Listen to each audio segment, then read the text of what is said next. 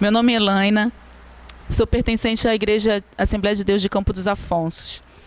Sou casada, mãe de uma linda menina de 9 anos, pela graça do nosso Senhor Jesus Cristo.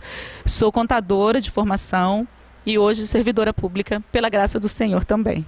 Elaina, em que momento você descobriu que você não poderia ter filhos e o que os médicos disseram a respeito desse assunto para você? Bom, eu tinha 17 anos quando eu ouvi pela primeira vez que eu não poderia engravidar. Na verdade, eu vinha com problemas já anteriores e numa visita ao meu médico, para a gente fazer a investigação, ela me informou que eu não poderia. E se eu viesse a engravidar, a ver a fecundação, eu não conseguiria levar a gestação adiante. Eu ficaria alguns poucos meses e haveria um aborto espontâneo. Foi dessa forma que eu descobri. E a partir do momento que você recebeu essa informação, de que maneira você passou a observar o futuro? Porque toda mulher tem o sonho de casar, de ter filhos. E aí, como é que foi lidar com isso, Elaina? Bom, foi muito difícil. Porque desde criança, a minha mãe me mostrou que era muito bom ser mãe. Ela sempre me disse que ela amava muito ser mãe, que ela amava ter os filhos que ela tinha. E isso me fez, acho que mais do que por ser mulher, desejar ter filhos. Então eu me lembro, acho que como se fosse hoje aquele dia em que ela me falou que eu não poderia ter filhos. E eu acho que se minha mãe não estivesse comigo ali naquele momento, eu acho que teria desabado mais. E eu já namorava o meu esposo. Eu tinha começado há pouco tempo a namorar com ele, mas eu já namorava o meu esposo. E como você falou, eu tinha o desejo de ser mãe. Então quando ela me falou, eu comecei dentro de mim já negar. Não, olha, agora eu não quero. E por vezes conversando com o meu esposo, na época meu namorado, e eu falava para ele, olha, se você quer ter filhos, procure outra namorada, porque eu não quero ter filhos, eu não posso ter filhos, eu não vou querer, eu não quero. E eu comecei dentro de mim pedir ao Senhor para que Ele tirasse aquele desejo. Se eu não poderia, para que desejar? E foi um momento muito difícil. Até chegar ao casamento e ainda continuava naquela situação de não poder, foram épocas de... Eu acho que só a mulher que não pode ter filhos é que sabe o quanto aquilo pesa dentro da gente. Porque por mais que nós possamos adotar, o Senhor nos fez para isso. Então o desejo ele é enorme dentro do nosso ser. E eu acho que por conta da criação mesmo da minha mãe, eu tinha muito desejo. E aquele dia com aquela médica, ela foi até fria. Eu não sei se porque é normal para ela, né, dar a notícia. Ela simplesmente falou para mim, minha filha, o que eu tenho para te dizer é isso. Se você gerar, você não vai segurar essa criança. Então eu passei assim muitos anos da minha vida fazendo uma negação, falando que eu não queria uma coisa que eu desejava. E eu acho que muito mais para me conscientizar ou então para abrandar aquilo que estava me sendo imposto. Elaina, então veio o casamento e depois do casamento, como é que ficou a sua vida em relação a isso, seu esposo? E aí, criou alguma expectativa? O que aconteceu depois do casamento? Bom, aí eu acho que eu poderia dizer que o negócio desandou. Porque quando eu estava para me casar, eu procurei o meu médico. Nessa época eu já tinha até trocado de médico, já estava usando outro profissional. E conversei com ele sobre a minha situação. E falei que eu pretendia me casar, dali mais ou menos um mês. E ele me passou um remédio para que, se houvesse a possibilidade de engravidar, enfim, para a gente começar a arrumar a minha disfunção hormonal que estava, nessa época, muito acentuada. E aí, comecei a fazer o uso do anticoncepcional. Nessa consulta, eu tinha avisado a ele que minha mãe havia tido um problema, né, entre a minha gestação e a gestação do meu irmão, de ter hemorragia, em função do uso do anticoncepcional, que causou muitas feridas no útero. Ela chegou até a internar para fazer a retirada desse útero antes do meu nascimento. E eu informei tudo isso a ele na consulta. Ele falou assim: não, Helena, vamos fazer esse procedimento para a gente ver no que vai dar. Eu acredito que você vai melhorar e que a gente vai ter sucesso. E eu entrei no casamento. Eu me casei e passei mais ou menos cerca de 6 meses fazendo uso desse anticoncepcional, quando eu entrei no mesmo processo hemorrágico que a minha mãe. Tive muitas feridas e a primeira coisa de imediato que ele fez foi suspender o uso do medicamento e começar a fazer a investigação. Nos exames que ele fez, que ele constatou que meu útero estava repleto de feridas. Eu passei 5 meses fazendo cauterização e eu acho que a mulher que já fez isso alguma vez na vida sabe o quão dolorido é isso. É tremendamente dolorido. Você sai ali daquela mesa e o cheiro que você sente é cheiro de carne queimada verdadeiramente. Não tem outra coisa que eu possa te dizer. E eu falava para o Senhor: Senhor, eu não aguento mais, eu não aguento essa situação. E passar isso para o meu esposo era ruim. Toda vez que ele me levava ali, aquele lugar, ele já sabia que era um momento de sofrimento. Meus pais sofrendo comigo, meu esposo sofrendo comigo. E eu falando para o Senhor: Senhor, eu não aguento mais. Se é para eu não ter filhos, se é para nada disso, para que passar por isso? E foram momentos assim muito difíceis, porque eu era recém-casada e isso, de certa forma, compromete o relacionamento, né? Você fica comprometido ali dentro do seu casamento nessa área. E o médico estava fazendo o que ele podia fazer, mas todos os resultados diziam que não era, que eu não conseguiria seguir mais adiante, que haveria um comprometimento. E os dias foram difíceis, foi muito difícil. Foi difícil demais passar por esse momento ali, porque não só o físico, mas o emocional, o nosso emocional é ele que fica abalado demais. Então, assim, a minha única esperança, minha fé, minha confiança era o Senhor. Porque é interessante como o Senhor, ele fala conosco assim, de formas tremendas. E como é interessante como o Senhor traz à memória, como diz o hino, o Senhor traz à memória aquilo que nos dá esperança. Quantas vezes, Senhor, quantas vezes eu li, e quando eu entrei nesse processo esse processo hemorrágico, quantas vezes eu me lembrei daquela mulher? Quantas vezes eu me lembrei daquela mulher? Eu falei: Senhor, eu sei que tu não está morto. Eu sei que tu não é um pedaço de pau, de madeira, não é obra de mão de homem, para que tu não se compadeça de mim. Aquela mulher passou 12 anos, não sei quanto tempo, quanto que aquela mulher sofreu. Senhor, que eu não precise passar esses 12 anos, porque hoje eu fico pensando quanto foi o sofrimento daquela mulher. Se entregar nas mãos dos médicos, usar todo o dinheiro que tinha, toda a sua riqueza, tentando conseguir alguma coisa que só tinha um que podia conceder. Então, essa foi a minha esperança. O Senhor, que esse médico faça aquilo que tiver nas tuas mãos, que esse médico faça aquilo que, Senhor, for o teu desejo, o teu querer, que tu possa estar conduzindo. Porque muitas vezes a gente está com um médico e o médico às vezes não sabe o que fazer. Ou então ele acredita que aquele procedimento é o mais adequado. E a minha esperança era o Senhor. O Senhor. Helena, você estava nos contando no início que a sua médica, quando diagnosticou o problema, disse que se você engravidasse, haveria um aborto espontâneo. Isso chegou a acontecer? Bom, evangelista, aconteceu sim. E acho que esse foi um dos momentos, para mim, pessoalmente, mais críticos. Porque era como se fosse a constatação daquilo que a médica havia me falado. Eu engravidei e, na verdade, eu e meu esposo que ficamos sabendo da gravidez. Eu nem cheguei a comunicar à família, aos parentes, o que havia acontecido. Eu fiquei sabendo porque eu fiz o exame e logo depois, eu acho que eu deveria ter assim, 1 mês e pouco, 2 meses de gestação.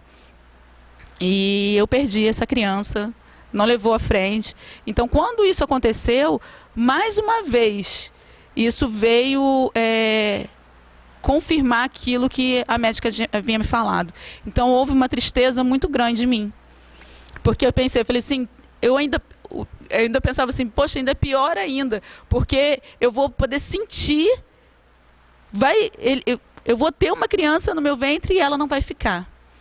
Então ainda foi assim um momento, para mim, eu acho que de todo o restante, mesmo o processo depois com o médico, não foi tão emocionalmente comprometedor quanto esse momento. Porque foi o momento que eu falei, pronto. Agora, aquilo que eu achava que eu vivia numa suposição que podia ser ou não ser, porque quando eu me casei, eu ainda tinha esperança. Eu falei, não, ela me falou aquilo, mas pode ser que não, pode ser que ela estivesse errada e pode vir a acontecer. E quando eu tive esse aborto, eu fiquei pronta, agora ela estava certa. Eu realmente não vou poder engravidar. Era só isso que vinha na minha mente e tentando me conformar com isso. E eu até me lembro que nessa época, a minha sobrinha Isabelle, que hoje já está uma moça com 13 anos, ela tinha chegado de pouco no Rio, ela ainda era muito pequena, e eu me afeiçoei muito a Isabelle. Eu acho que todo aquele meu desejo, eu transferi tudo para ela. Eu falei, bom, se eu não posso ter filhos, eu vou pegar a Isabelle e assumir ela como minha filha. Eu acho que por isso, até hoje, nós temos uma afinidade muito grande. Mas eu transferi aquilo que eu queria de um filho meu, eu transferi para a Isabelle nessa época. Foi muito difícil. Eu acredito que esse sentimento que você transferiu para essa menina deve ser um caso que deve se repetir na vida de muitas pessoas, né? Que de repente tiveram o mesmo problema que você ou que tem esse mesmo problema. Mas diante disso tudo, você perseverou. E nós gostaríamos de saber agora, Elaine, na realidade, a questão da vitória, né? A expectativa é essa, que você venha nos contar agora de que forma você alcançou essa grandiosa bênção tão esperada. Bom, a vitória, ela chegou. Ela chegou. Eu me lembro que eu estava no processo ainda de cauterização. E eram as últimas vezes. O médico falou, olha, nós estamos conseguindo concluir, né? Então você tem mais 2 sessões só. Eu falei, tá bom então. E na sessão seguinte fui eu, meu esposo e a minha prima, ao consultório. Aí até minha prima, quando nós descemos, ela, poxa, Helena, você sai tão abatida. Eu falei, mas é porque é muito sacrificante, né? E isso me deixa desgastada, enfim.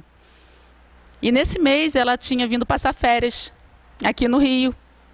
Ela mora em Minas, ela tinha vindo passar férias. Eu comecei a sentir algumas coisas diferentes e comentei com a minha mãe. Aí minha mãe falou assim, Helena, eu tô achando realmente que você tá diferente, tem alguma coisa diferente. Mas meu processo menstrual permaneceu o mesmo. Eu estava fazendo a quimioterapia, a cauterização, e esse processo de cauterização é realmente de queimar o útero. Então não haveria possibilidade de haver a fecundação e de que permanecesse. Por quê? Porque é ali no colo uterino que fica, né? A criança fica guardadinha ali. E uma colega da minha faculdade, nessa época eu fazia faculdade, ela falou assim, Helena, você tá diferente em alguma coisa. Até o seu hábito na hora da gente no intervalo não está seguindo o mesmo padrão. Você já fez um teste para saber se você está grávida? Cara, eu não estou grávida. Eu falava para ela, não sei por que você está com essa, não tô grávida. E eu saía da faculdade, à tarde ia para o estágio e estava chegando em casa mais cansada.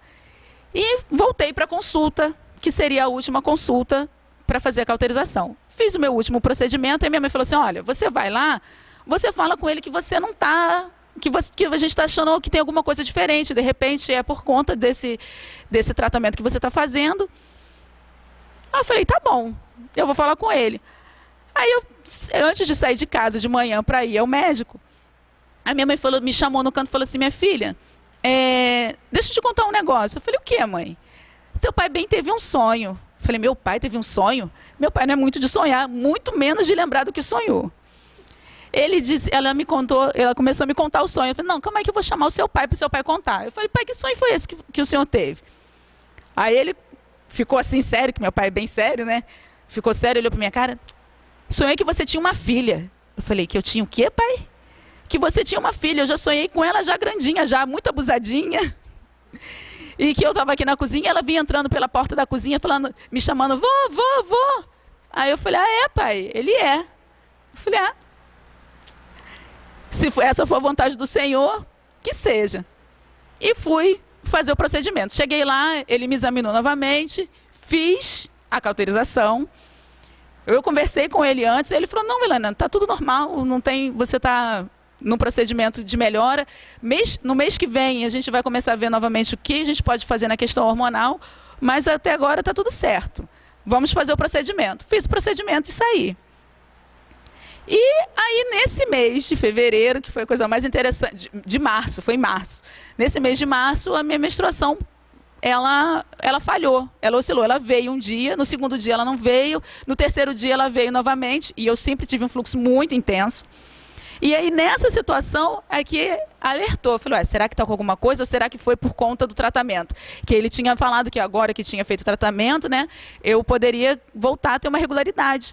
Então, poderia ter um fluxo mais controlado, enfim. Eu falei, de repente, é isso. Aí a minha mãe ficou, e aí, não vai fazer o exame? Faz o exame para ver. Eu falei, não tô, mãe, eu não tô. Aí, saindo da minha casa, meu marido ia me deixar no ponto para eu ir para a faculdade e ia trabalhar. Aí, conversando com ele, o que você acha? Ele falou, não custa nada, faz o exame. Eu falei, então tá bom. Ele me levou no laboratório, nós colhemos o sangue para fazer o exame, aquele negócio todo, fui para a faculdade. Fui para a faculdade, voltei para o almoço e fui fazer o estágio. Aí eu falei para ele, olha, me disseram que eu podia ligar por volta de 5 horas que já teria saído o resultado. Ainda falei para ele, e não contei para minha amiga que tinha me insistido, não contei para minha mãe, só eu e ele que sabíamos. E aí eu falei para ele, olha, você não conta para ninguém. Ele, tá bom, pode deixar, não vou falar para ninguém. Olha, para ninguém é para ninguém mesmo, você não fala nem para o seu amigo. Aí ele, tá bom, pode deixar, não vou falar para ninguém. Fui trabalhar. Aí fiquei naquela agitação o dia inteiro, né? Falei, ai, será que tô? Será que não tô? E a minha cunhada tinha falado, também tinha falado, ela estava grávida, já tinha mais ou menos uns 3 meses, ela falou assim, Elaine, eu tô olhando para você, eu tô achando que você tá mais ou menos como eu estava quando eu me engravidei. E como ela também tinha sofrido um aborto um tempo antes, ela falou que acontece mais ou menos a mesma coisa. E quando foi 5 horas que eu liguei para o laboratório, eu acho que todo o filme da minha vida, desde os meus 17 até o dia do meu casamento, passou na minha mente. Porque a menina falou assim, parabéns, você vai ser mãe. E eu fiquei... Até o menino que trabalhava do meu lado falou assim, Helena, você está bem? Aconteceu alguma coisa? Eu, não, tá bom, obrigada. Você tem certeza? Tenho certeza sim. O seu beta deu altíssimo, você está grávida e muito grávida. E eu fiquei assim, eu acho que eu só conseguia lembrar do Senhor se lembrando de mim. E eu peguei o telefone e liguei para ele. Eu liguei para ele, onde você está? Ele, eu tô aqui em casa. Quem está perto de você? Ele, o Coutinho está aqui perto, eu estou cortando o cabelo dele. Eu falei, então sai daí que eu quero falar com você. Aí ele, mas o que foi? Vai para ali que eu quero falar com você, eu não quero que ninguém escute. Ele, o que foi? O que aconteceu? Você está sentindo bem? Aconteceu alguma coisa? Ele me perguntando se já aconteceu alguma coisa. Saiu o resultado. Saiu o resultado, eu estou grávida, é positivo, não conta para ninguém. Sai de casa agora, vai lá buscar o papel que eu vou para você levar para casa para a gente mostrar para os meus pais. E aí, quando eu cheguei em casa do trabalho, ele tinha pegado o resultado, eu cheguei, mãe, eu falei, olha aqui o resultado, saiu o resultado. Eu mostrei para o meu pai, e minha mãe falou para o meu pai assim, aqui, meu filho, é sua neta. Ela já está aqui.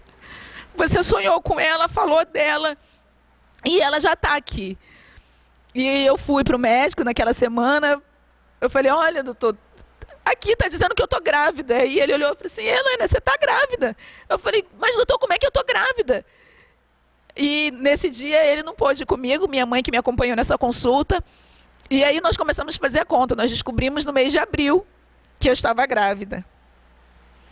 E foi perto do aniversário dele, tanto que o pessoal ficou zoando, brincando muito com ele, que a gente esperou para falar para todos no aniversário dele que eu estava grávida. E eu fui ao médico, nós fizemos a conta, bom, se eu estou grávida em abril, provavelmente engravidei em março, deve ser mais ou menos, aí a gente começou a fazer conta entre dezembro e janeiro, para quando é que vai ser essa criança. Quando eu cheguei lá no consultório, ele falou assim, Helena, fazendo as contas, olhou pelo seu bebê, é para no máximo até 20 de novembro. Eu falei, quê? Ele seu bebê até para no máximo 20 de novembro. Eu falei, mas doutor, como assim? Eu falei, doutor, a gente fez agora, mês passado, a última cauterização. Ele, Helena, nós fizemos a cauterização sim, e o seu neném já estava no ventre. E a gente não conseguiu constatar isso, você já estava grávida, e agora o procedimento é esse. Vamos começar a fazer os exames, você está grávida, e até novembro ela nasce. Aí eu liguei para ele e falei assim, meu filho, você sabe que a gente fez conta achando que ia para janeiro, que era... Pois é, eu já estava grávida. Então, assim, foi um dia, para mim... Eu acho que tudo aquilo que eu tinha ouvido que eu não poderia, e houve também a apreensão de que será se eu ia conseguir, né, chegar ao final daquela gestação, uma vez que eu já tinha perdido um. Mas eu acho que a alegria foi tanta que eu nem fiquei me prendendo nesse detalhe, e eu só ficava esperando. Falei, Senhor, se essa é a tua vontade, porque naquele avivamento... Naquele mês nós temos um avivamento mensal, né, na nossa igreja, né? Naquele avivamento do mês anterior, eu tinha falado para o Senhor, Senhor, eu não aguento mais. Eu me lembro que eu estava sentada lá no último banco da nossa igreja, e o Senhor tinha feito um mover muito grande naquele dia na nossa igreja, um culto, assim, com a presença do Senhor tremenda. E eu falei para o Senhor, Senhor, eu não aguento mais. Eu não aguento mais passar por essa situação. Não aguento mais sentir essa angústia. Eu não aguento mais essa situação e ter, Senhor, promessas tuas. Como, Senhor, que eu vou esperar com o meu quadro dizendo que eu não posso? Como eu vou esperar se tudo o restante diz que não? Eu só posso esperar em Ti. Mas, Senhor, me fala alguma coisa. Move alguma coisa. Me dá uma esperança para que eu possa continuar. Porque muitas vezes a gente precisa que o Senhor ele mova alguma coisa só para a gente saber que o Senhor ainda permanece conosco. Que tudo aquilo que Ele prometeu não foi promessa vã, não foi promessa de homem, foi promessa do Senhor. Porque Ele é fiel para cumprir. E naquele dia eu falei, Senhor, não fala comigo. Eu acho tão interessante, eu acho que eu sou até muito abusada com o Senhor, porque Ele respeita muito as coisas que eu trato em particular com Ele. E eu falei para o Senhor, Senhor, se Tu queres me dar um filho, se um dia eu puder gerar e ter nos meus braços o fruto do meu ventre, fala com ele, fala com meu marido. E o culto já estava quase terminando, quando o presbítero Wellington virou para o meu esposo e falou com ele, olha, eu vejo uma criança nos teus braços, que vem para mudar tudo aquilo que vocês têm vivido. E eu acho que eu não escutei mais nada. Eu só me lembro que disseram assim, olha, você não vai ser mais conhecido só como Juninho. Vou conhecer você pelo seu nome, pelo aquilo que você vai fazer, pelo aquilo que Deus vai fazer na vida de vocês. E eu já não escutei mais nada, porque eu só chorava naquele banco, agradecendo ao Senhor. Porque mais uma vez Ele tinha me trazido a esperança da promessa que Ele me havia feito. E não levou nem... Não sei, eu acho que eu já devia até estar grávida. Pela contagem do médico, eu já estava grávida e não sabia. E assim, o Senhor, Ele confirmou, Ele trouxe. E hoje a minha filha está aí para a honra e glória do nome do Senhor. Saudável, linda, nasceu perfeita, porque foi outro drama que eu estava vivendo. Eu falei, Senhor, como é que eu passei num processo desse todo, meu útero sendo queimado e essa criança dentro do meu ventre. Eu falei para o meu marido, ela ainda pode nascer com defeito, e ela nasceu perfeita. Depois nós vivemos outras situações, onde vai ser o parto, e o Senhor, tudo. Aí eu falei, minha mãe uma vez estava preocupada, minha filha, como é que a gente vai fazer? Essa criança vai nascer aonde? A gente não tem plano de saúde, o hospital público é muito complicado, não temos condições financeiras de pagar. E olha, eu me lembro que a carteirinha do plano de saúde, que a minha tia conseguiu fazer para mim lá em São Paulo, chegou no dia 18 de novembro, dia do nascimento da Beatriz. Quando eu fui procurar o meu médico novamente, porque eu falei para ele, olha, eu estou grávida, mas e agora? Eu não sei o que fazer. Eu não tenho condições de pagar. Quando eu voltei para o meu médico, no início de novembro, finalzinho de outubro, início de novembro, ele, Elaine, você tem certeza que o plano de saúde vai pagar o seu parto? Você acabou de entrar agora. Eu falei, tenho, doutor. Tenho, porque acabou de vir de São Paulo, a minha autorização, eles só estão esperando o senhor falar onde vai ser, qual o dia, o horário e quais são os exames que o senhor tem para fazer. E o senhor, ele preparou tudo, tudo para Beatriz nascer. O hospital, a estadia, o meu esposo pôde ficar comigo, acompanhar o parto, foi tudo perfeito. O senhor, ele honrou tudo aquilo que ele tinha me prometido, não faltou nada. Não faltou nada. Foi assim, eu acho que das experiências, todas as que eu tive com o Senhor, essa foi a experiência que mais o Senhor, ele se mostrou vivo, verdadeiro e, acima de tudo, fiel às promessas que ele faz. Bom, depois de um testemunho forte como esse, né, que glorifica o nome do Senhor, agora é o momento de provar que isso tudo é verdade, né, Elaine? Cadê a bênção? Essa é a minha família, meu esposo Júnior, e esse é o nosso presente, Beatriz. No último dia 18 de novembro, ela completou 9 anos para a honra e glória do Senhor. Aqui está a bênção que o Senhor nos concedeu. Nós também confiamos em Jesus.